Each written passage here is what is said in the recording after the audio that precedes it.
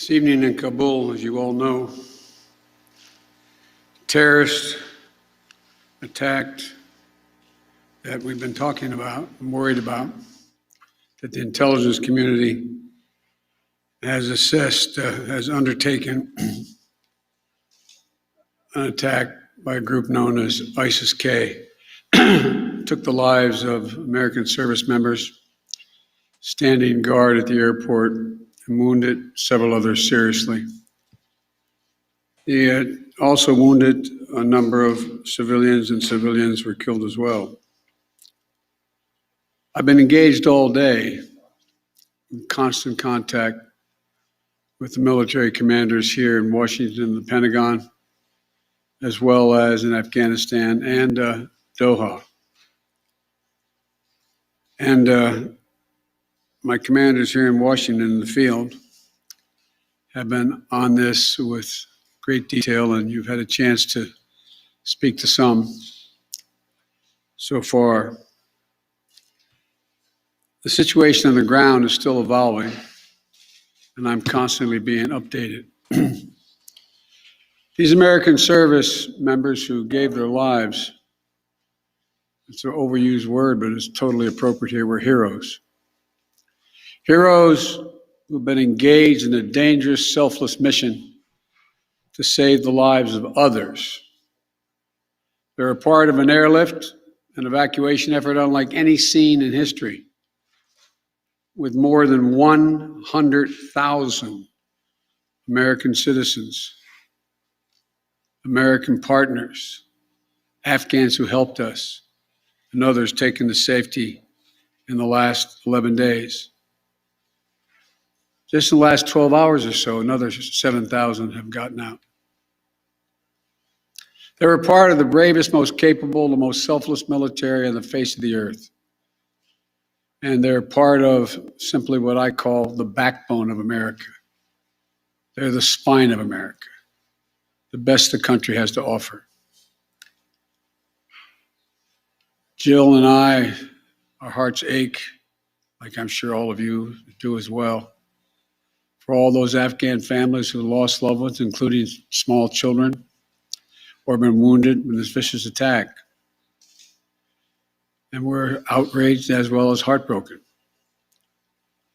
Being the father of an Army major who served for a year in Iraq, and before that was in Kosovo as a U.S. attorney for the better part of 6 months in the middle of a war. When he came home after a year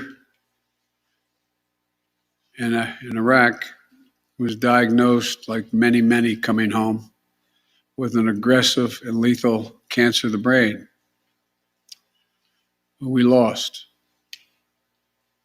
We have some sense, like many of you do, what the families of these brave heroes are feeling today. You get this feeling like you're being sucked into a black hole in the middle of your chest. There's no way out. My heart aches for you. But I know this.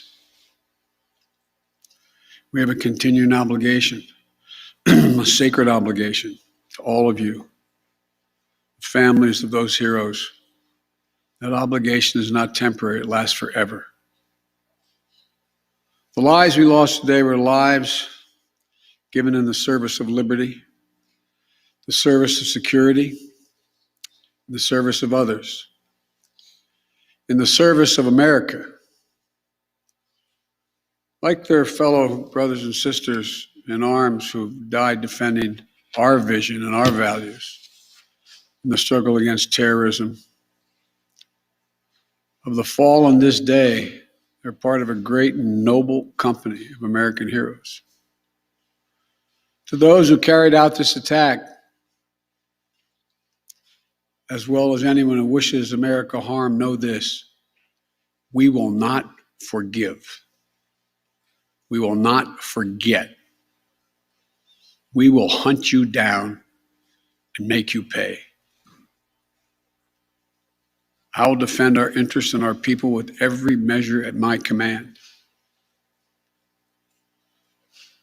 Over the past few weeks, I know many of you are probably tired of hearing me say it. We've been made aware by our intelligence community that the ISIS-K, an arch enemy, the Taliban, people who were freed when both those prisons were opened, has been planning a complex set of attacks on the United States personnel and others. This is why, from the outset, I've repeatedly said this mission was extraordinarily dangerous, and on why I've been so determined to limit the duration of this mission. As General McKenzie said, this is why our mission was designed, this is the way it was designed to operate under severe stress and attack. We've known that from the beginning. And as I've been in constant contact with our senior military leaders, and I mean constant, round the clock, and our commanders on the ground and throughout the day, they made it clear that we can and we must complete this mission, and we will. And that's what I've ordered them to do. We will not be deterred by terrorists. We will not let them stop our mission. We will continue the evacuation. I've also ordered my commanders to develop operational plans to strike ISIS-K assets, leadership, and facilities. We will respond with force and precision at our time, at the place we choose, in the moment of our choosing. Here's what you need to know. These ISIS terrorists will not win. We will rescue the Americans in there. We will get our Afghan allies out, and our mission will go on. America will not be intimidated, and I have the utmost confidence in our brave service members who continue to execute this mission with courage and honor to save lives and get Americans, our partners, our Afghan allies out of Afghanistan. Every day when I talk to our commanders, I ask them what they need. What more do they need, if anything, to get the job done? As they will tell you, I granted every request. I reiterated to them today on 3 occasions that they should take the maximum steps necessary to protect our forces on the ground in Kabul. And I also want to thank the Secretary of Defense and the military leadership of the Pentagon and all the commanders in the field. There has been complete unanimity from every commander on the objectives of this mission and the best way to achieve those objectives. Those who have served through the ages have drawn inspiration from the book of Isaiah, when the Lord says, "Whom shall I send? Who shall go for us?" The American military has been answering for a long time. "Here I am, Lord, send me. Here I am, send me." Each one of these women and men of our armed forces are the heirs of that tradition of sacrifice, of volunteering to go in harm's way, to risk everything, not for glory, not for profit, but to defend what we love and the people we love. And I ask that you join me now in a moment of silence for all those in uniform and out, uniform, military and civilian, who have given the last full measure of devotion.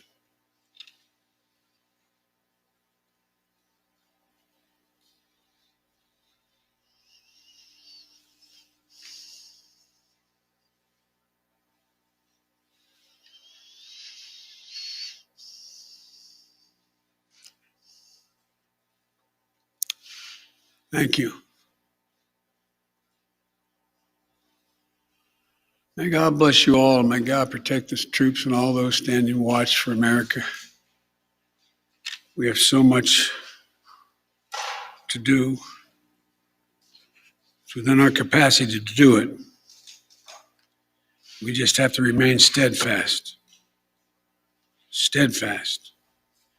We will complete our mission, and we will continue after our troops have withdrawn to find means by which we can find any American who wishes to get out of Afghanistan. We will find them and we will get them out. Ladies and gentlemen, they gave me a list here. The first person I was instructed to call on was Kelly O'Donnell of NBC. You have said leaving Afghanistan is in the national interest of the United States. After today's attack, do you believe you will authorize additional forces to respond to that attack inside Afghanistan? And are you prepared to add additional forces to protect those Americans who remain on the ground carrying out the evacuation operation? I've instructed the military, whatever they need, if they need additional force, I will grant it. But the military, from the chairman of the Joint Chiefs, the commanders in the field, have all contacted me one way or another, usually by letter, saying they subscribe to the mission as designed to get as many people out as we can within the time frame that is allotted. That is the best way they believe to get as many Americans out as possible and others. And with regard to finding, tracking down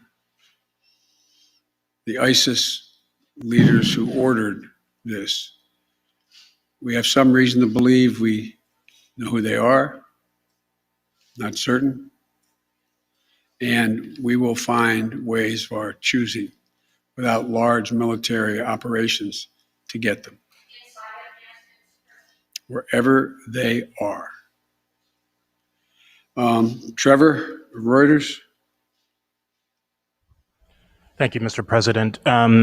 There's been some criticism, even from people in your party, about the dependence on the Taliban to secure the perimeter of the airport. Do you feel like there was a mistake made in that regard?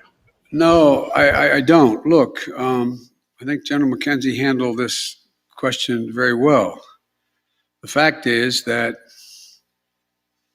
we're in a situation, we inherited a situation, particularly since, as we all know, that the Afghan military collapsed 11 days before, in 11 days, that it is in the interest of, as McKenzie said, in the interest of the Taliban, that in fact ISIS-K does not metastasize beyond what it is, number one. And number two, it's in their interest that we are able to leave on time, on target.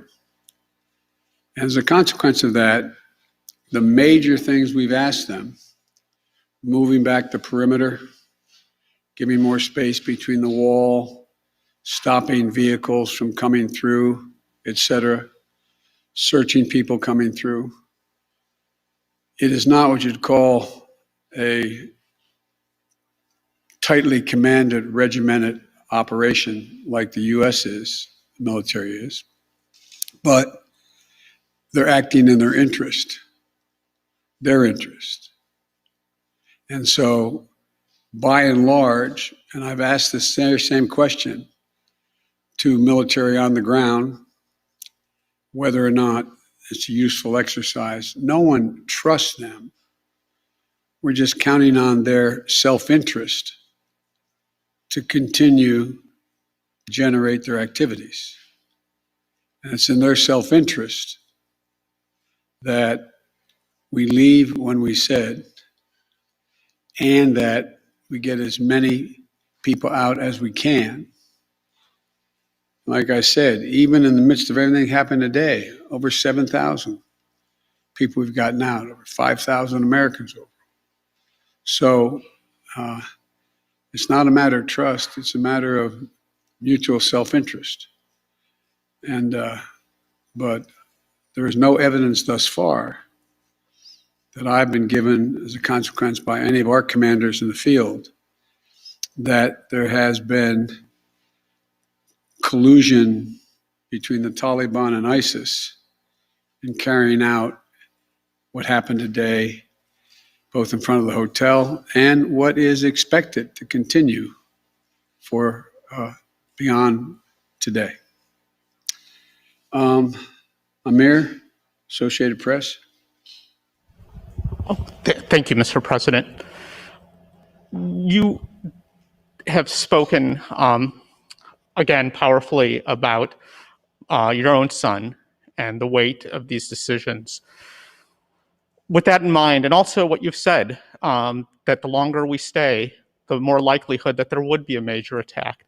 How do you weigh staying even one more day, considering what's happened? Because I think what America says matters. What we say we're going to do in the context in which we say we're going to do it, that we do it, unless something exceptional changes. There are additional American citizens. There are additional green card holders. There are additional personnel of our allies. There are additional SIV card holders. There are additional Afghans that have helped us. And there are additional groups of individuals that have been contacted us, from women's groups to NGOs and others, who have expressly indicated they want to get out and have gathered in certain circumstances in groups, on buses and other means. That still presents the opportunity for in the next several days between now and the 31st to be able to get them out. And our military, and I believe, to the extent that we can do that, knowing the threat, knowing that we may very well have another attack, the military has concluded that's what we should do. I think they're right. I think they're correct. And after that, we're going to be in a circumstance where will be, I believe, numerous opportunities to continue to provide access for additional persons to get out of Afghanistan, either through means that we provide and or are provided through in cooperation with the Taliban. They're not good guys, the Taliban. I'm not suggesting that at all. But they have keen interest. As many of you have been reporting, they very much would like to figure out how to keep the airport open. They don't have the capacity to do it. They very much are trying to figure out whether or not they can maintain what is the portion of an economy that has become not robust, but fundamentally different than it had been. And so there's a lot of reasons why they have reached out, not just to us, but to others, as to why it would be continued in their interest to get more of the personnel we want to get out. We can locate them. Now, there's not many left that we can assess that want to come out. There's some Americans we've identified, we've contacted the vast majority of them, not all of them, who don't want to leave because they're dual nationals, they have extended families, etc. And there's others who are looking for the time. So that's why we continue. I'll take a few more questions, but you, sir. I wanted to ask you, That's okay. you say that what America says matters.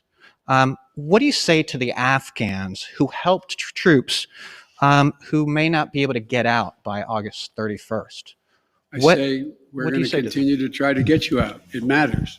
Look, I know of no conflict, as a student of history, no conflict where when a war was ending, one side was able to guarantee that everyone they wanted to be extracted from that country would get out. And think about it, folks. I think it's important. I know the American people get this in their gut. There are, I would argue, millions of Afghani citizens who are not Taliban, who did not actively cooperate with us as SIVs, who, if given a chance, they'd be on board a plane tomorrow. It sounds ridiculous, but the vast majority of people in communities like that want to come to America given a choice.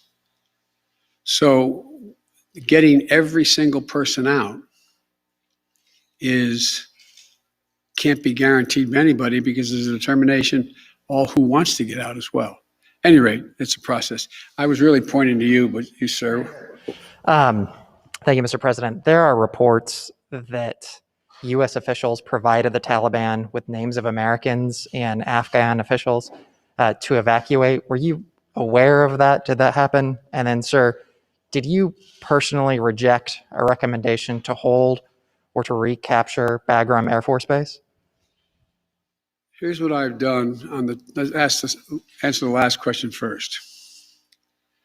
On the tactical questions of how to conduct an evacuation or a war, I gather up all the major military personnel that are in Afghanistan, the commanders, as well as the Pentagon.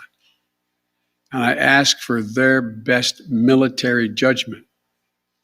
What would be the most efficient way to accomplish the mission? They concluded, the military, that Bagram was not much value added, that it was much wiser to focus on Kabul. And so I followed that recommendation. With regard to, there are certain circumstances where we've gotten information, and quite frankly, sometimes from some of you, saying you know of such and such a group of people are trying to get out, and they're on a bus, they're moving from other people. And this is their location. And there have been occasions when our military has contacted their military counterparts in the Taliban and said, this, for example, this bus is coming through with X number of people on it, made up of following group of people. We want you to let that bus or that group through. So yes, there have been occasions like that.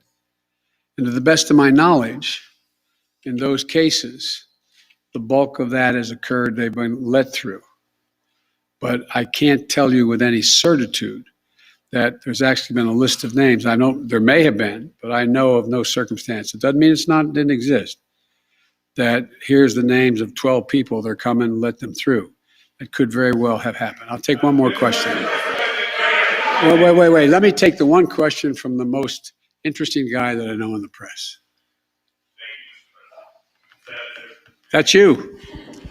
Mr. President, there had not been a U.S. service member killed in combat in Afghanistan since February of 2020. You set a deadline, you pulled troops out, you sent troops back in, and now 12 Marines are dead. You said the buck stops with you. Do you bear any responsibility for the way that things have unfolded in the last 2 weeks? I bear responsibility for fundamentally all that's happened of late. But here's the deal. You know, I wish you'd one day say these things.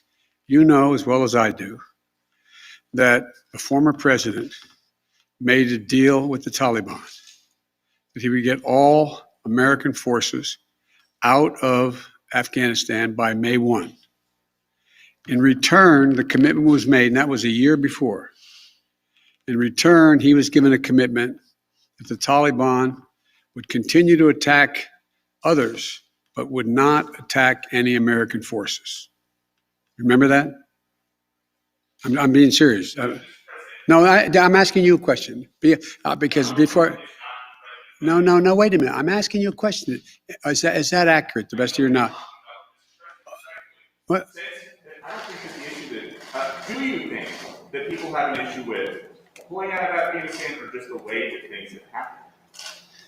I think they have an issue that people are likely to get hurt. Some, as we've seen, have gotten killed, and that it is messy. The reason why, whether my friend will acknowledge it or has reported it, The reason why there were no attacks on Americans, as you said, from the date until I came into office, was because the commitment was made by President Trump, I will be out by May 1st. In the meantime, you agree not to attack any Americans. That was the deal. That's why no American was attacked. A few days ago, you said you squarely stand by your decision to pull out. Yes, I do, because look at it this way, folks. And I have another meeting for real. But imagine where we'd be if I had indicated on May the 1st, I was not going to renegotiate a evacuation date. We were going to stay there. I'd have only one alternative: pour thousands of more troops back into Afghanistan to fight a war that we had already won relative to why the reason we went in the first place. I have never been of the view that we should be sacrificing American lives to try to establish a democratic government in Afghanistan, a country that has never once in its entire history been a united country and is made up, I don't mean this in a derogatory, made up of different tribes who have never, ever, ever gotten along with one another. And so, as I said before, and this is the last comment I'll make, we'll have more chance to talk about this, unfortunately, beyond, because we're not out yet. If Osama bin Laden, as well as Al Qaeda, had chosen to launch an attack when they left Saudi Arabia out of Yemen, would we have ever gone to Afghanistan? Even though the Taliban completely controlled Afghanistan at the time, would we have ever gone? I know it's not fair to ask you questions, it's rhetorical, but raise your hand if you think we should have gone and given up thousands of lives and tens of thousands of wounded. Our interest in going was to prevent Al Qaeda from reemerging, first to get bin Laden, wipe out Al Qaeda in Afghanistan, prevent that from happening again. As I've said 100 times, terrorism is metastasized around the world. We have greater threats coming out of other countries, a heck of a lot closer to the United States. We don't have military encampments there. We don't keep people there. We have over the horizon capability to keep them from going after us. Ladies and gentlemen, it was time to end a 20-year war. Thank you so much. What is the plan to Will you recognize the Taliban as the government? President?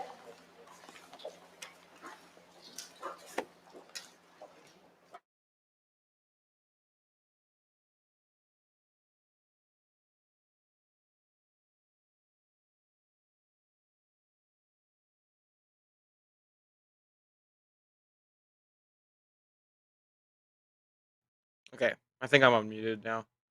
Okay, I think that whole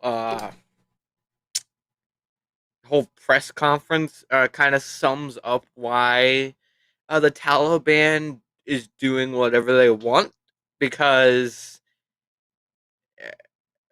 Biden's a joke, and I think it kind of that whole thing we just saw there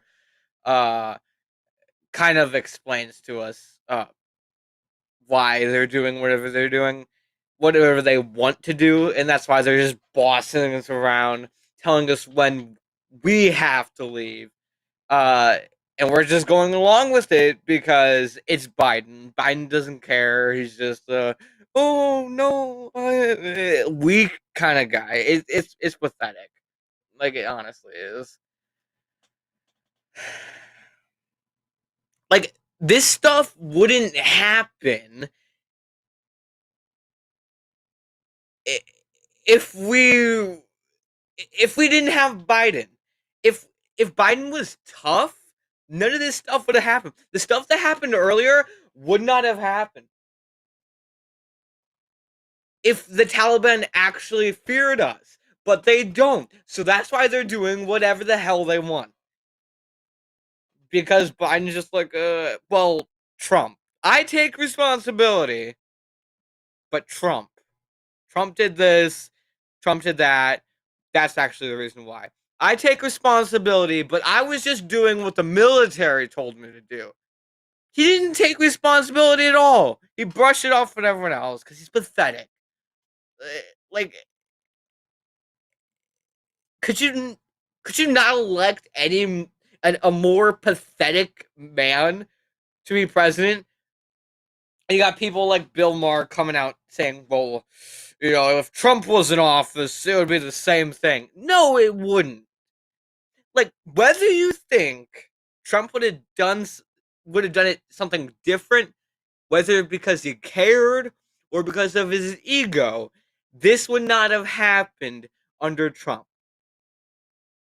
What happened earlier today would not have happened under Trump. It's happening now, but they can't take responsibility because they're pathetic. Anyway, I'm probably gonna be getting out of here as well. I'll probably put a video out tomorrow, talk about other things, but see ya.